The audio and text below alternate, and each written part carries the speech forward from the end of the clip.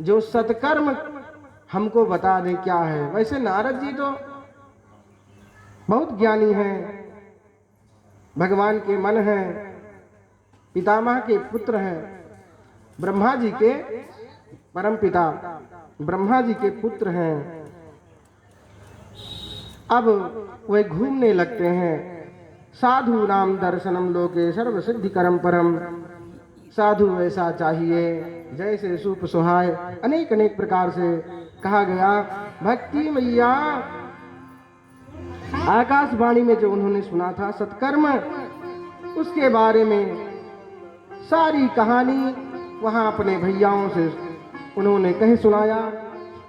संसार में जिधर भी वो भ्रमण करते हैं, संत महात्मा लोग किसी न किसी बहाने से कह देते हैं महाराज जी अभी आश्रम में नहीं है, कहीं कथा प्रवचन के लिए गए हैं। अनेक बातें होती हैं, सब तरह से वो परेशान होकर के तब वो उत्तराखंड जाते हैं बद्री विशाल भगवान के पास और अपने भैयाओं से मिल करके अपने समस्त दुखड़े को बताते हैं। तो सनकादिक महर्षियों ने उनको भागवत जी के बारे में बताया। कहा भैया हम तो आप भागवत की बात कर रहे हैं ना, हमने मूल भागवत पितामह ब्रह्मा से सृष्टि के आरंभ में ही पढ़ा है। मूल भागवत कितने की है? 4 चतुश्लोकी भागवत कहते हैं। मात्र 4 श्लोकों की भागवत ब्रह्मा जी को भगवान विष्णु से मिली। ब्रह्मा जी ने नारद जी को दिया। नारद जी ही वह कथा, वह भागवत जी को व्यास जी महाराज को सुनाया। अब जैसे हम कोई कीमती वस्तु किसी को दे देते हैं तो उसको सुव्यवस्थित रखना, उसको कम और ज्यादा करना उसका अधिकार होता है। ऐसे ही व्यास जी को जब भागवत जी मिली तो उन्होंने खूब व्यवस्थित तरीके से उसी 4 श्लोकों की व्याख्या, वेद पुराणों आदि की व्याख्या को विस्तार दिया। उस 4 श्लोक को 18,000 श्लोकों में परिवर्तित कर दिया। भगवान स्वयं व्यास जी है ना, उन्होंने व्यवस्थित कर दिया। अब उस सब के बारे में बताते हैं, कहते हैं सदा सेव्या। हे भैया आपका जो तर्क वितर्क है ना, कहते हैं मैंने वेद सुनाया, मैंने पुराण सुनाया, गीता पाठैर मुहुर्मुहु, बार बार मैंने गीता का पाठ किया, लेकिन इनके जो पुत्र हैं मैया भक्ति के ज्ञान और वैराग्य पुष्ट नहीं हुए। तो उन्होंने उदाहरण दिया था, कल आपने सुना था कि इच्छु गन्ने के अंदर मीठा है, शक्कर है, चीनी है, लेकिन खीर बनाना है तो चीनी की आवश्यकता है, ना कि गन्ने से। ऐसे ही दूसरा उदाहरण देते हैं,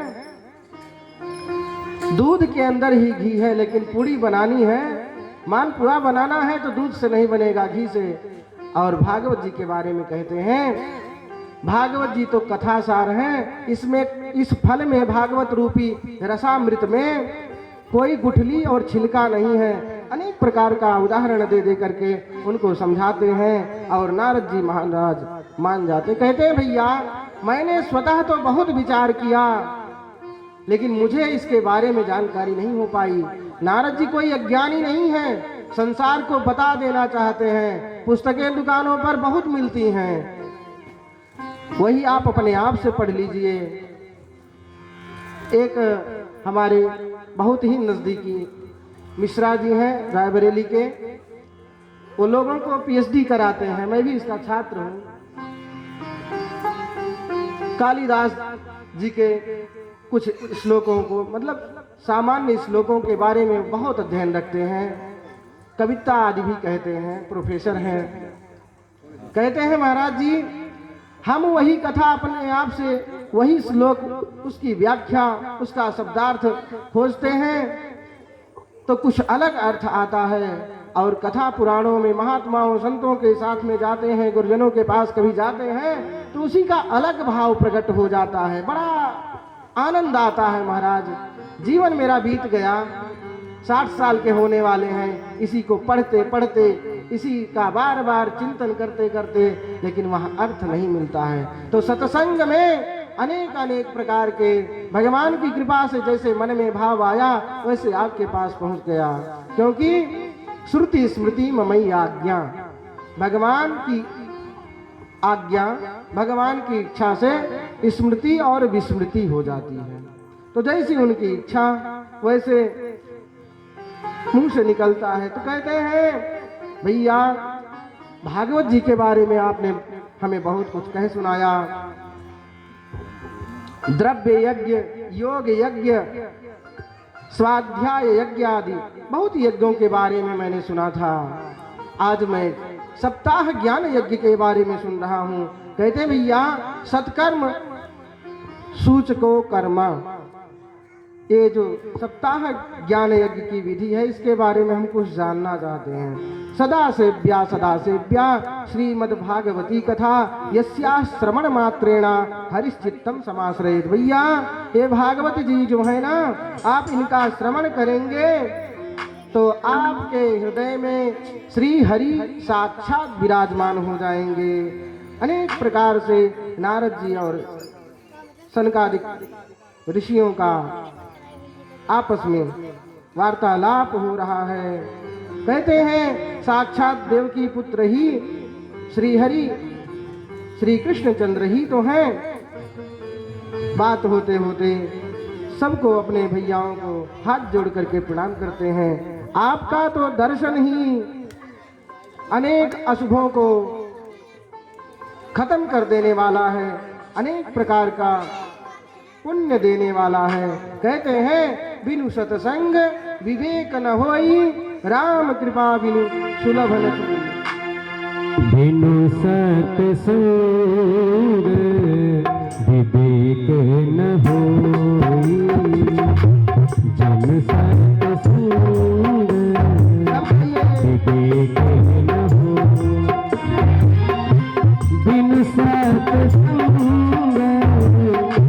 बिनु सत्संग विवेक न होई,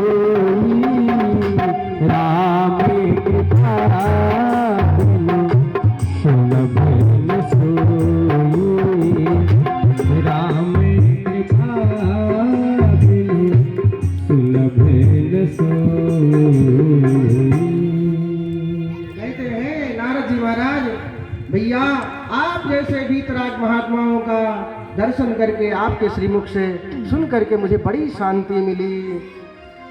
नारद जी पुनः कुछ कहने लगे हैं, मुनियों वह भागवत ज्ञान यज्ञ कहाँ प्रारंभ हुआ था जिसके बारे में आप हमें बता रहे हैं, और किसने सुना था, उसका क्या विधान है।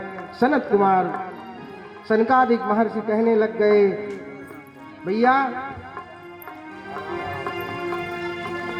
जो जैसे हुआ था उसके बारे में तो हम बता दे रहे हैं, लेकिन आप पूरे संसार के बारे में चिंतित थे, तो इसलिए उस हरि के द्वार के समीप, बहुत ऊपर नहीं जहाँ पर हम हैं यहाँ नहीं, थोड़ा नीचे चलो, और जिससे संसारिक लोग भी आकर के कथा श्रवण कर सकें, ऐसे स्थान पर चलो। मन बना करके सब चल दिए।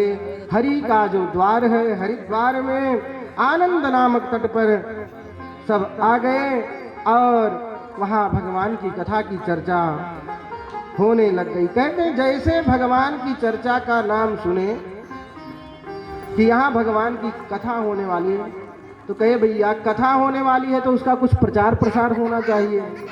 आज के समय में कथा का प्रचार प्रसार होता है।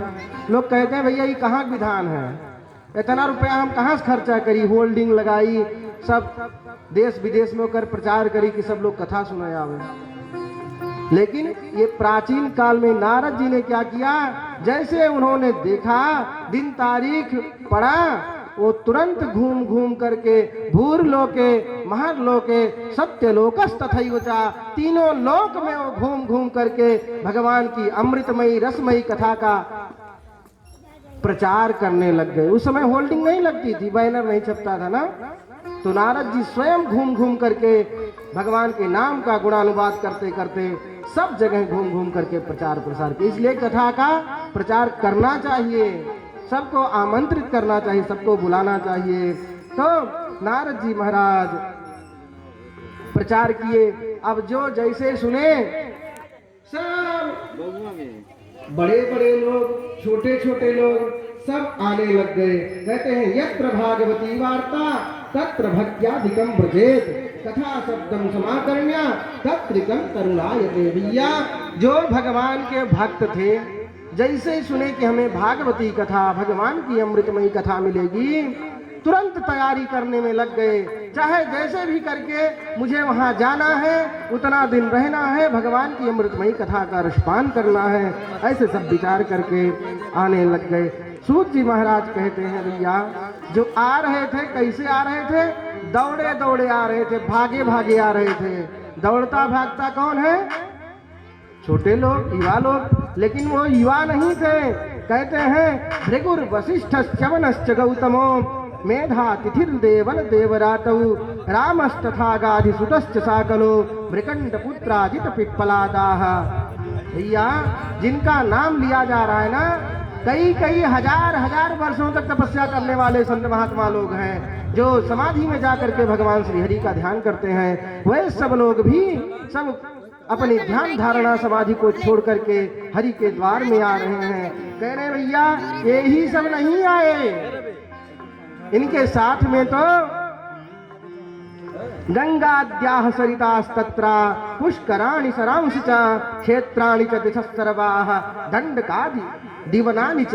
कहते हैं संसार में जो भी लोग हैं, जो भी तीर्थ क्षेत्र हैं, जो भी वेद हैं, जो भी नदियां हैं, पर्वत हैं, सब लोग अपना शरीर धारण करके मानव के समान आए और कथा में बैठ करके कथा सुनने लग गए। सबसे पहले कौन आया?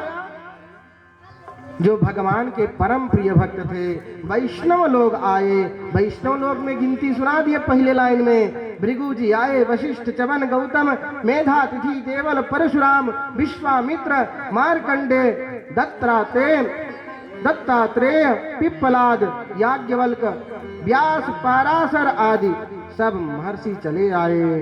और ऐसे नहीं आए महाराज, सह पुत्र शिष्याः, सह पुत्र शिष्याः, जो उनके यहाँ पढ़ने वाले विद्यार्थी रहते थे। सब ऋषि महर्षि गुरुकुल चलाते थे ना, अपनी परंपरा का प्रचार प्रसार करने के लिए, परंपरा का पालन करने के लिए, परंपरा को अक्षुण्ण बनाने के लिए जो गुरुकुल चलाते थे, वो अपनी उनकी जो ऋषि पत्नियां थी वो भी आई, उनके बाल बच्चे भी आए, और जो पढ़ने वाले शिष्य थे वो सब भी आए।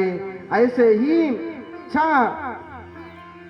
चारों वेद, छह शास्त्र सब आकर के वहां पर बैठ गए और कथा सुनने की इच्छा करने। अच्छा, कुछ लोग नहीं आ रहे थे, जैसे आज बहुत सारे लोग हैं, उनको आप बता दीजिए, निमंत्रण दे दीजिए, उसके बाद भी नहीं आएंगे। तो उस समय भी बहुत लोग थे, तो महर्षि भृगु ने सबको खूब फटकारा, खूब डांटा। तो सब लोग मारे शर्म के, दादा बाबा डांटते तो बच्चे भागते हैं ना घर से जबरदस्ती करने पर, तो वो लोग भी आ गए और भगवान की अमृतमयी कथा को सुनने लग गए। कहते हैं ऐसे ही सनत कुमारों ने श्रीमद् भागवत का महात्म्य सुनाया। भागवत जी की महिमा सुनते हुए विचार करने लग गए। कहते मुक्ति कर तले स्थितः, अगर आप सच्चे मन से भगवान के शरण में आएंगे, यहाँ पर विराजमान होंगे, भगवान की रसमयी अमृतमयी कथा को सुनेंगे, तो आप उससे क्या पाएंगे? मुक्ति कर तले स्थिता। ये कर का तल जो है ना, यहीं पर मुक्ति बैठ जाएगी आप करके। लेकिन आप सच्चे मन से, सच्चे ताक से, श्रद्धा विश्वास से भगवान के शरण में आइए, तो कहते हैं आपके हाथ में मुक्ति होगी। श्लोकार्धम श्लोक पादम वा पठेत भागवतम च यः नित्यम पुराणमाप्नोति राजसूय स्वमेधयोः। कहते हैं श्लोक आधा श्लोकार्धम श्लोक पादम हुआ। श्लोकार्धम का मतलब आधा श्लोक, श्लोक पादम हुआ मतलब एक लाइन का आधा। एक श्लोक में 4 पाद होते हैं, जैसे इसमें 4 पावा है वैसे एक श्लोक में 4 पावा होता है। जैसे मैं कोई श्लोक बोल रहा हूं, यही श्लोक सुन लीजिए। श्लोकार्धम 1 पावा, श्लोक पादम हुआ दूसरा पावा। इसी प्रकार से 4 पाए हैं। कहते हैं इससे क्या फल मिलता है? नित्यम पुण्यम अवाप्नोति, ये निरंतर पुण्य को ही बढ़ाने वाला है, देने वाला है। कहते हैं कितना? अरे भाई पुण्य का भी हिसाब होगा। कहते हैं राजसूय अश्वमेधयोः, राजसूय यज्ञ के समान अश्वमेध यज्ञ के समान पुण्य को देने वाला है। यत् फलम नास्ति तपसा न योगेन समाधिना, जो फल तपस्या में समाधि में नहीं मिलता है वह अनायास ही बिना परिश्रम के भागवती कथा से प्राप्त होता। कहते हैं अनायासेन तत्सर्वम, अन्नाशय मिल जाता है। अनायासेन तत्सर्वम सप्ताह श्रवणम लभेत, इस सप्ताह विधि से वह हमको प्राप्त हो जाता है। कह रहे हैं भैया जब सब लोगों ने भागवत जी की इतनी महिमा को वहां पर सबने सुना, क्या कर दिया सबने? यज्ञात गर्जति सप्ताह, सप्ताहो गर्जति व्रतात्, तपसो गर्जति प्रोक्तैस्ति तीर्थान नित्यम ही गर्जति। कहते हैं श्रीमद् भागवत यज्ञ से अधिक गर्जता है। गर्जने का मतलब हाँ मैं आपको मुक्ति दूंगा, मैं आपको मुक्ति दूंगा। इस प्रकार से भागवत जी गरजती हैं। व्रत तीर्थ जप योग साधना से जो फल नहीं मिलता है वह भागवत जी के कथा श्रवण से मिलता है। नारद जी सप्ताह सबसे अधिक गरजता है ऐसा कहने लगे। इसी प्रकार से कहते हैं जीवों के समस्त पाप संताप दूर हो जाते हैं और उनको परम शांति प्राप्त होती है। कहते हैं बिहा, लेकिन किसको? विहाय कामान्यः सर्वान् पुमांश्चरति निस्पृहा निर्ममो निरहंकारः सशान्तिमधिगच्छति। किसको ऐसा फल मिलता है? विहाय कामान्यः सर्वान्, अपने समस्त कामों को आप छोड़ दीजिए, उनसे दूर हो जाइए। पुमांश्चरति निस्पृहा, जब आप उनको छोड़ देंगे तो आपसे पाप नहीं होगा, जहां पर है वहीं पर स्थिर रहेंगे। विहाय कामान्यः सर्वान् पुमांश्चरति निस्पृहा निर्ममो निरहंकारः, निर्मोही हो जाइए, मोह आदि को छोड़ दीजिए और अहंकार आदि को छोड़ दीजिए। आजा राम की शरण में और भगवान की शरण में आइए। सशांतिमवगच्छति, तुमको बहुत बड़ी शांति मिलेगी, तुम्हारा हर विधि से कल्याण हो जाएगा। सूत जी महाराज, जल्दी जाओ जल्दी जाओ जल्दी जाओ। सूत जी महाराज ने उनसे प्रश्न किया, हे प्रभु अब कलिकाल का आगमन होने ही वाला है। कलयुग में दुष्टों का अत्याचार बढ़ेगा, अधर्मियों के अत्याचार से यह धरा त्रस्त हो जाएगी और पृथ्वी परेशान होगी तो किसकी शरण में जाएगी? कृपया आप बताइए, अपने आपके भक्त आपका वियोग कैसे सहन कर पाएंगे? अभी आपने अपने भक्तों का बार बार रक्षण किया है, उनकी रक्षा की है। ऐसे सब सुन करके भगवान कहने लग गए। कहते हैं स्वकीयम यद भवेत् तच्चा, स्वकीयम यद भवेत् तेजः तथा भागवतम दधात् तिरोधाय प्रविष्टोयम श्रीमद्भागवतार्णवम्। भगवान श्री हरि तुरंत ही स्वकीयम यद भवेत् तेजः, जो भगवान का तेज था, तच्च भागवते दधात्, भागवत जी में उस तेज को दे दिया। भागवत जी में चला गया सारा तेज। तिरोधाय प्रविष्टोऽयम्। जैसे कोई सशरीर नदी में स्नान करने लगता है, कहते हैं वैसे ही भगवान अपने तेज को लेकर के भागवत जी में, इसी भागवत जी में प्रविष्ट हो गए।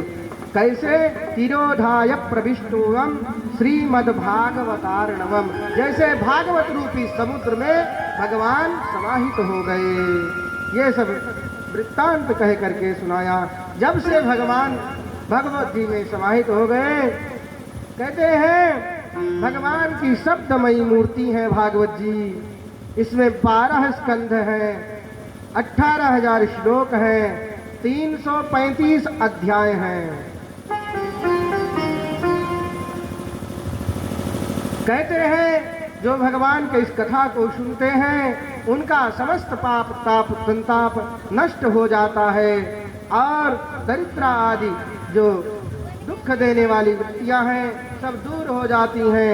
काम क्रोध लोभ मोह मत मात्सर्य सब समान हो जाते हैं और उसको ज्ञान के साथ में वैराग्य की प्राप्ति होती है। कहते हैं